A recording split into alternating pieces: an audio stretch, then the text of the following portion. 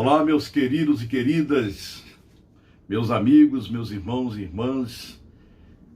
Quero trazer uma reflexão para você hoje, para começar bem a semana. Hoje é segunda-feira, na parte da tarde, e eu tenho meditado hoje sobre Hebreus 11, versículo 1. E quero deixar para você uma mensagem. Entre uma aula e outra, eu me preocupo com aqueles que estão à escuta ou que estão vendo a minha face, que estão à escuta da minha palavra, que não seja a minha palavra, mas a palavra de Deus. Uma palavra confortante em meio a tantas adversidades, em meio a tantas inverdades, tantas palavras que ecoam na sociedade, até mesmo daquelas pessoas que nós havíamos por pessoas íntegras. São pessoas que estão usando a palavra que tem para atacar, palavras para denegrir a imagem, para desconfigurar quaisquer atividades que sejam para o bem do próximo. Então, nada melhor do que utilizar a palavra de Deus para o bem do próximo. Deus deixou a sua palavra, é a revelação de Deus. Essa revelação de Deus, ela foi manifestada plenamente em Jesus Cristo, seu Filho. E na força e no poder do Espírito Santo, nós somos iluminados para compreender esta palavra. Então, é um texto bastante conhecido de todos, que diz assim: ora, a fé é a certeza de coisas que se esperam, a convicção de fatos que se não veem, pois pela fé os antigos obtiveram bom testemunho. A palavra grega para a fé é pisteu. Não é uma palavra que se use aleatoriamente, de qualquer maneira. A fé, segundo Calvino, diz que é conhecimento, e o conhecimento mais elevado. Portanto, a fé não é como se tomar um remédio em doses homeopáticas. A fé é dádiva de Deus e também uma correspondência daquele que ouve a palavra de Deus. Portanto, a fé é a certeza de coisas que se esperam. Então, a fé, ela sustenta a esperança. Ela é a convicção de fatos que não se veem. Portanto, o autor de Hebreus, ele diz que os antigos obtiveram, pela fé, bom testemunho. Testemunho na caminhada, apesar das adversidades, apesar dos defeitos de cada um. Mas Deus vai trabalhando no caminho, Ele vai trabalhando na existência, e Ele vai aperfeiçoando a vida.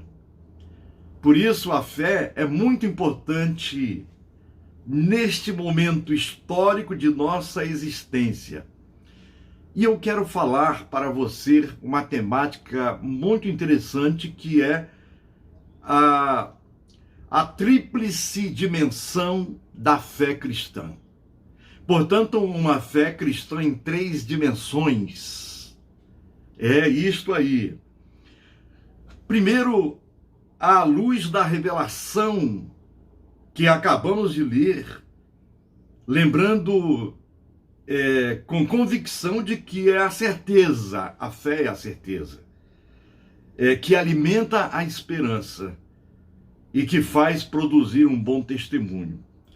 Portanto, a primeira dimensão da fé cristã é que a fé cristã tem dimensão cosmológica. A fé cristã tem dimensão cosmológica. Imaginem no livro dos Salmos, o Salmo 19. O Salmo 19, nós temos um apreço muito grande pelos Salmos também, O Salmo 19, do versículo 1 ao 6, diz assim: Os céus proclamam a glória de Deus, e o firmamento anuncia as obras das suas mãos. Um dia discursa a outro dia, e uma noite revela conhecimento a outra noite. Não há linguagem, nem há palavras, e deles não se ouve nenhum som. No entanto, por toda a terra se faz ouvir a sua voz, e as suas palavras até os confins do mundo. Aí pôs uma tenda para o sol, o qual, como noivo que sai dos seus aposentos, se regozija como herói a percorrer o seu caminho. Principia numa extremidade dos céus, e até a outra vai o seu percurso, e nada refoge ao seu calor. Portanto, a fé cristã ela tem dimensão cosmológica. O cristão, ele crê que Deus criou os céus e a terra.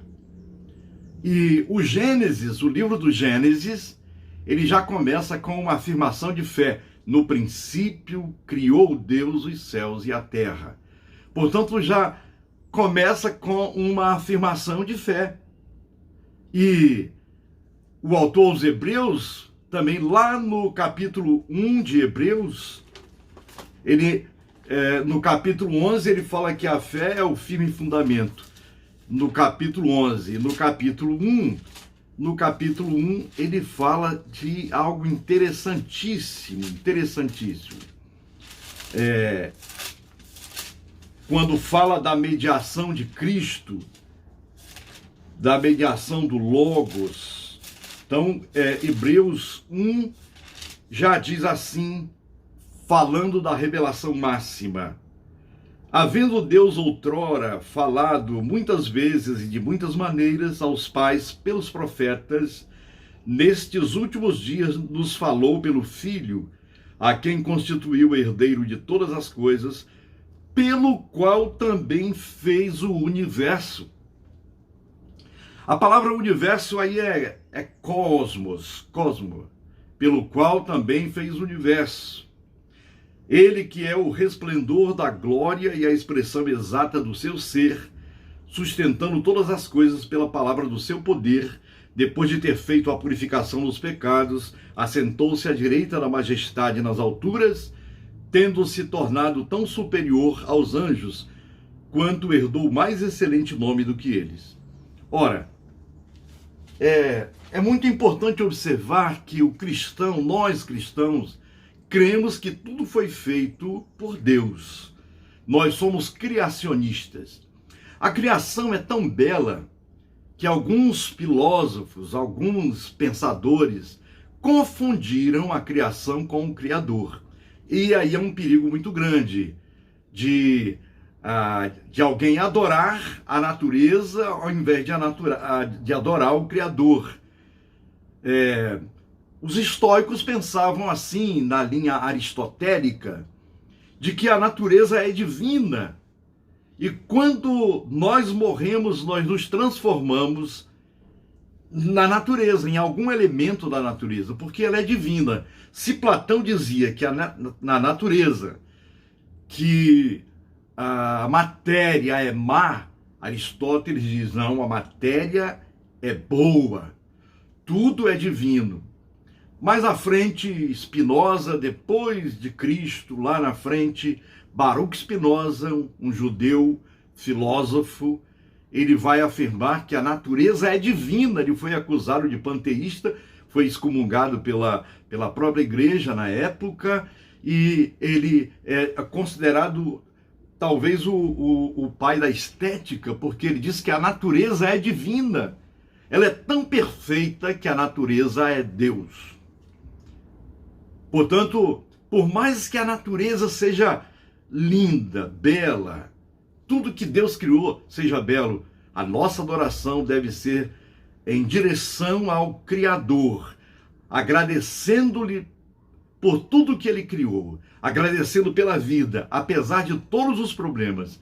É fundamental agradecer, ter um coração agradecido. Essa é a primeira dimensão da fé cristã. A segunda dimensão da fé cristã é a dimensão individual. Ora, nos evangelhos constam passagens onde Jesus ele chama as pessoas pelo nome. Maria, Zaqueu, desce depressa.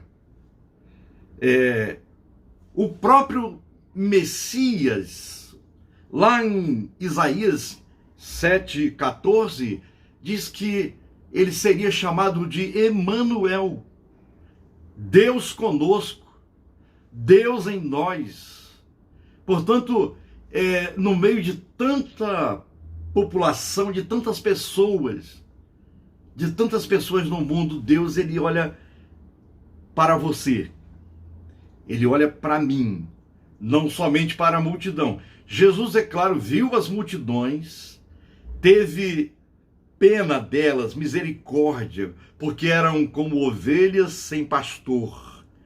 Mas também ele se incomodava com a mulher que perdera seu filho lá na cidade de Naim. Portanto, a mulher perdera seu filho, já era viúva, não tinha mais nada o que fazer e ter, e tudo o que ela possuía, ela acabara de perder. Então Jesus chega para aquela mulher e diz: não chores, não chores. Porque na realidade não foi apenas uma palavra por ser uma palavra, mas sim uma palavra carregada de promessas. Então Deus olha para nós individualmente, para mim, para você, e ele pergunta: que queres que eu te faça? Ele olha para o aleijado, para o coxo, para o cego. Hoje mesmo ele está contemplando, ele está vendo.